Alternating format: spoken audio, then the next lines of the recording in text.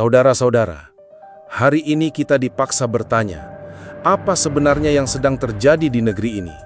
Seorang pejuang rakyat bernama Ferry Irwandi kini dihadang oleh 3 jenderal TNI yang datang langsung ke Polda Metro Jaya.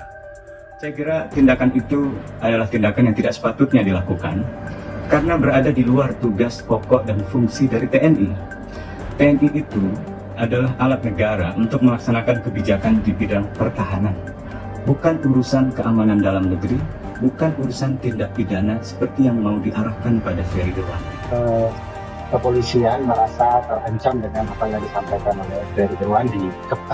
Militer kita ya terancam dan melaporkan melalui pihak kepolisian. Menurut saya memang TNI juga perlu membaca undang-undang dasar ya, bahwa warga negara Indonesia itu dijamin haknya untuk berpendapat. Nah, kalau pendapat saja kemudian dianggap sebagai kriminal, itu kan juga aneh. Saya sepakat dengan pernyataan Bang Usman Hamid tadi, bahwa tugas pokok TNI ada di pasal 30 Undang-Undang Dasar 1945, yaitu dalam ruang pertahanan negara. Nah, ruang kemudian sipil itu sama sekali tidak boleh disentuh oleh militer.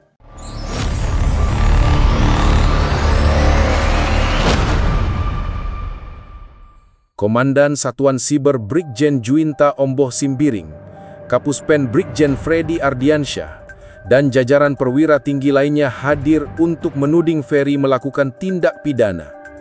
Mereka berkata Ferry menyebar provokasi, fitnah, ujaran kebencian, bahkan meresahkan masyarakat. Tetapi mari kita lihat faktanya. Apa kesalahan Ferry sebenarnya?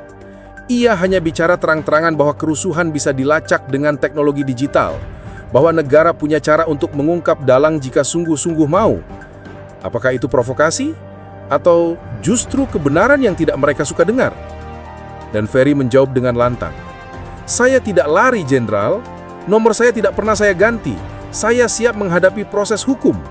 Ia bahkan menutup dengan doa, mendoakan agar para pejabat TNI selalu sehat. Lihatlah, di balik ancaman, Ferry tidak gentar. Ia berdiri tegak. Lalu muncul pertanyaan besar, kenapa 3 jenderal sekaligus harus turun tangan hanya untuk menghadapi 1 orang warga sipil? Apakah karena Ferry seorang musuh negara? Tidak. Ferry hanyalah rakyat biasa yang menyuarakan kebenaran. Maka dugaan pun muncul. Jangan-jangan ini semua bukan sekadar soal ucapan Ferry di televisi. Jangan-jangan suara Ferry dianggap berbahaya karena bisa menggagalkan agenda tersembunyi. Bahkan, isu darurat militer. Sebab, jika kerusuhan terbukti bisa dilacak, jika dalangnya bisa diungkap, maka alasan untuk mengibarkan bendera darurat militer jadi runtuh. Dan disitulah keberanian Ferry menjadi ancaman bagi mereka yang ingin mengendalikan rakyat dengan ketakutan. Saudara-saudara, kita harus sadar, ini bukan lagi sekadar perkara hukum. Ini tentang siapa yang berhak bicara, tentang apakah rakyat masih boleh menyampaikan kritik tanpa dihantam kekuatan militer. Apakah demokrasi kita masih hidup atau sudah mati perlahan-lahan? Ferry sudah berkata, ide tidak bisa dibunuh, tidak bisa dipenjara, dan benar, kita bisa membungkam seorang manusia, tapi tidak bisa memadamkan gagasan. Jika hari ini Ferry dikriminalisasi, besok akan muncul 1000 Ferry lain yang berani menyuarakan kebenaran. Pertanyaannya, apakah kita akan diam menyaksikan seorang rakyat dilawan 3 jenderal hanya karena ia berani bersuara? Atau kita ikut berdiri? Karena tahu, kalau hari ini Ferry bisa dituduh provokator, besok bisa jadi giliran kita semua yang berani angkat suara. Ingatlah, Ferry Irwandi bukan musuh bangsa. Ia adalah suara rakyat. Dan suara rakyat sebesar apapun upaya membungkamnya, tidak akan pernah bisa padam.